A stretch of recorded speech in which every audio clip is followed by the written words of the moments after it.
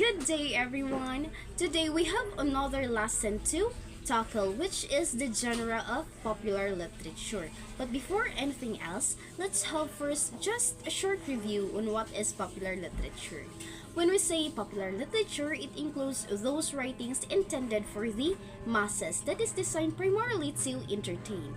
Example of this is The 50 Shades of Grey by A.L. James in 2011 and Harry Potter by J.K. Rowling. Those are just some of the examples of popular literature.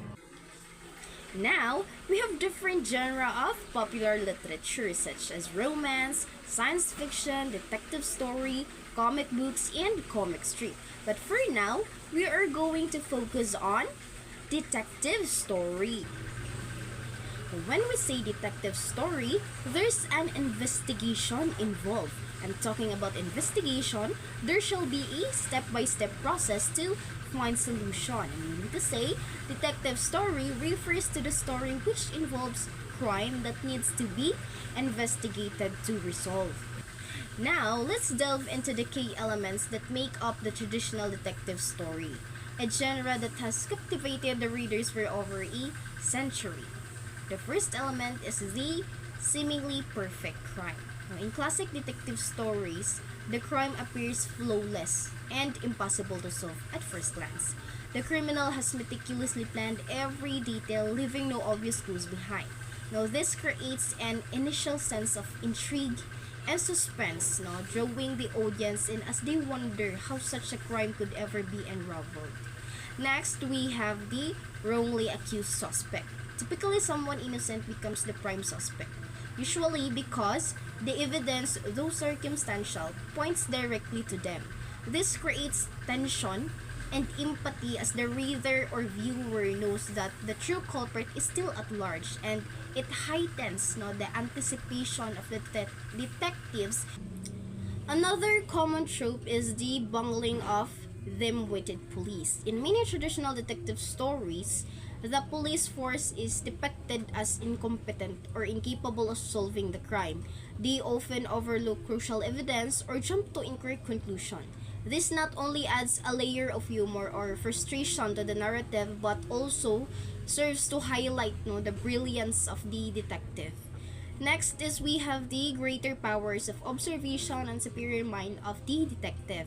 This brings us to the detective who possesses greater powers of observation and a superior mind. The detective is often portrayed as an intellectual giant, able to see what others cannot. They are the hero of the story, using logic, keen observation, and intuition to piece together the puzzle and solve the crime. Finally, the startling and unexpected denouement is a hallmark of the detective story. This is the moment of revelation where the detective gathers all the characters and explains how the crime was committed and who the true culprit is. This conclusion is usually surprising yet satisfying, as all the clues fall into place and the detective's brilliance is fully revealed. Together, these elements create a compelling and engaging narrative that keeps audiences on the edge of their seats, eager to see how the mystery will be solved. Alright, so for all of you to really get the idea of detective story, here's the additional input. So in a detective story, superficial evidence is often misleading, and the real truth lies beneath the surface. So the reader alongside the detective uncovers clues simultaneously, which allows them to engage directly in the mystery. Ultimately, the detective solves the case by logically analyzing these clues. Okay, the first detective story is The Murders in the Rue Morgue by Edgar Allan Poe. It is published in 1841. Stated here that this is all about the shocking case of two women who were brutally murdered in Paris. So if you wish to know the whole story, you can navigate it through Google. So C. Auguste Dupin is considered to be the first fictional detective because he was the main character in this first detective story, The Murder in the Rue Morgue. Now here's the background of Edgar Allan Poe. He was an American short story writer, poet, critic, and editor who is famous for his cultivation of mystery. Poe is generally thought to have been influenced now by the memoirs of Francois Eugene Vidocq, who is considered one of the first real-life detectives. He founded the world's first detective bureau in Paris in 1817. Poe may have drawn inspiration from Vidocq's experiences and writings when creating his own detective stories. So, as the time goes by, the detective story soon expanded to novel length. Here's the prominent author who contributed to detective novel.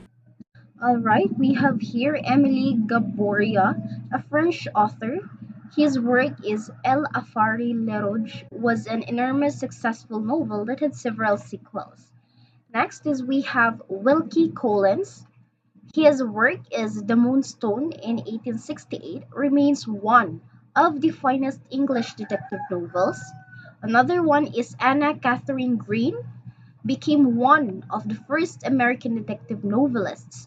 The Leavenworth Case in 1878, that is her work. And Fergus Hume was a phenomenal commercial success. The Mystery of a Hansom Cab in 1886 is his works.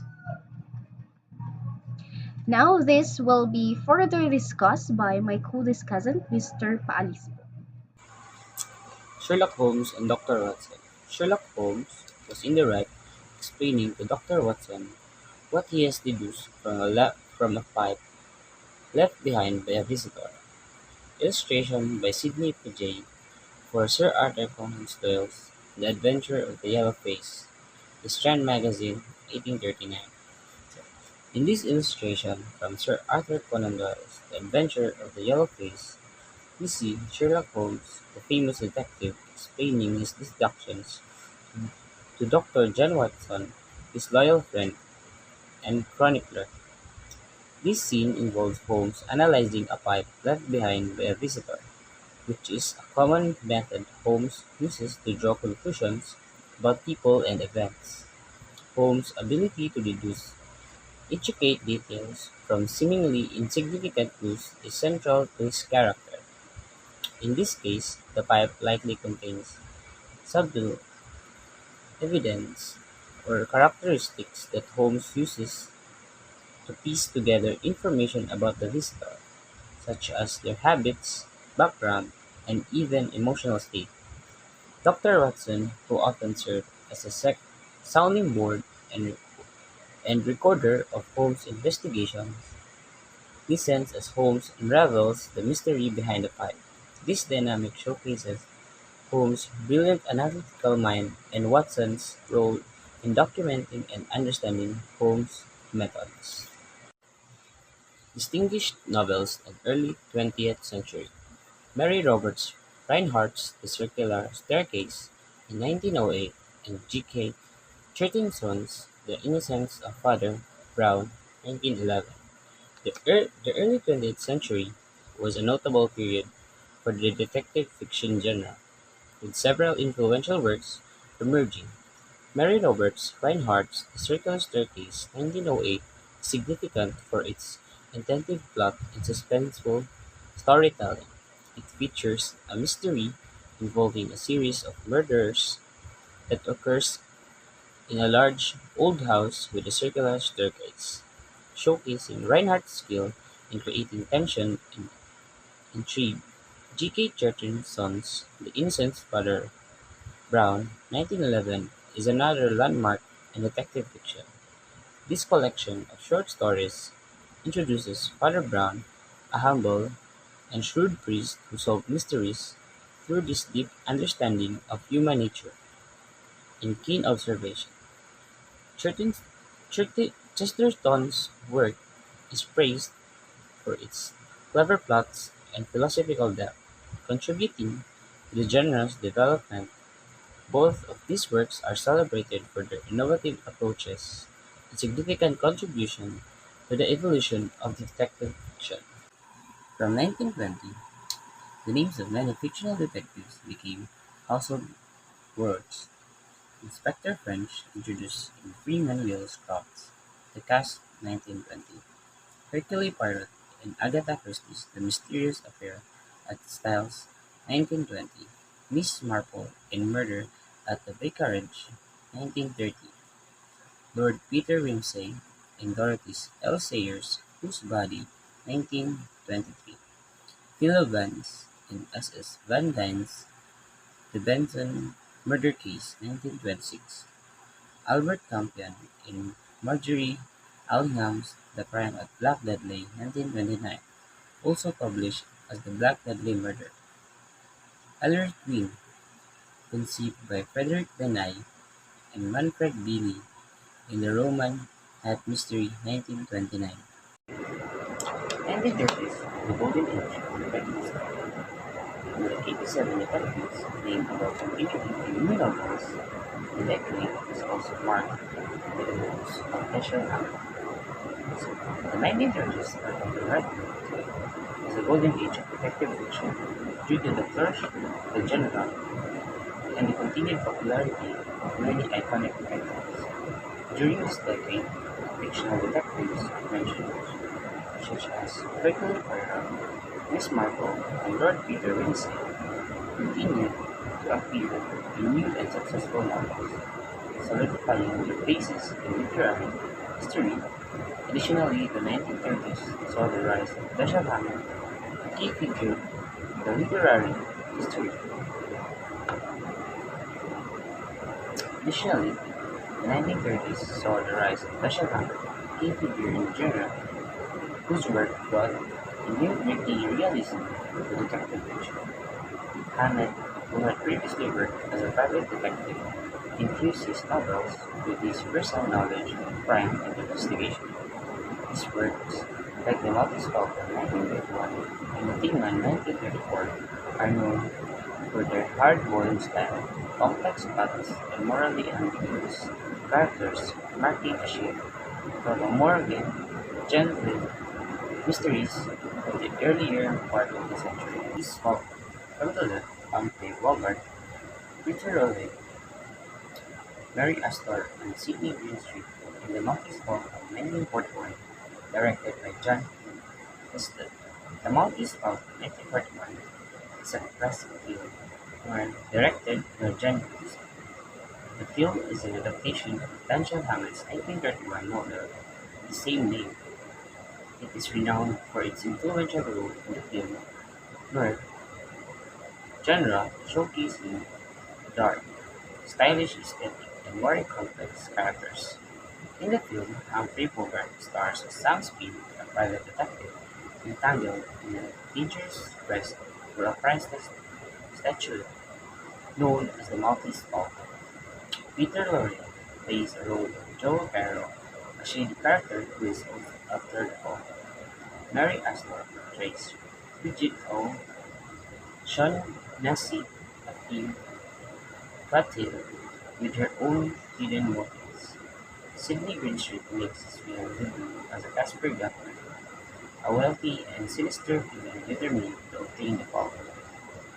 The film cast its moody, atmospheric style helped establish the Maltese Falcon as a seminal work in art cinema, influencing subsequent films and directors in this genre. Warner Brothers Incorporated, 1941.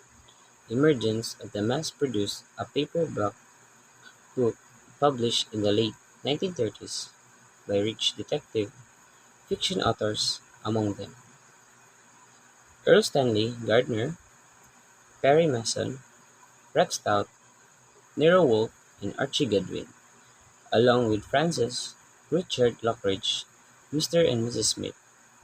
Additional authors who continued the legacy: Nicholas Blake Lewis, Carter Dickson, or John Dickson Carr, Michael Innes, Yangao Marsh, and Josephine Tay. Established in 1945, the Mystery Writers of America is a professional association dedicated to advancing the detective story and mystery writing standards, have had a significant influence by way of its yearly Edgar Allan Poe Awards for merit. So that's all. Thank you for listening. Thank you everyone for actively listening. I hope that you've learned something from our discussion. And by the way, here's the reference that we've utilized.